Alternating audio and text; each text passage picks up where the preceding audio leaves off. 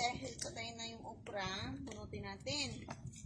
Kasi, Let's change a new one. Sayang ng lupa at panahon kung walang tutubo. Yan, okay yan eh. Hindi.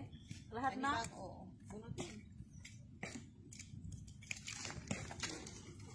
Tagal na ba itong ano mo, tanim mo?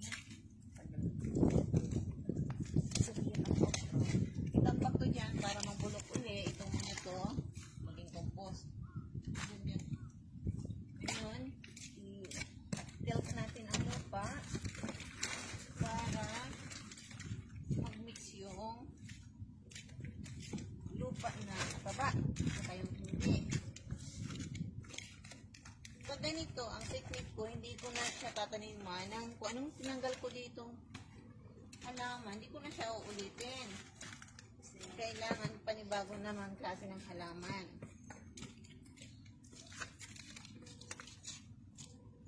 Kasi, hindi na ulit tutubo. Tutubo man siya, kaya lang, hindi na maganda. Kaya, nakuha na niya yung nutrients ng lupa.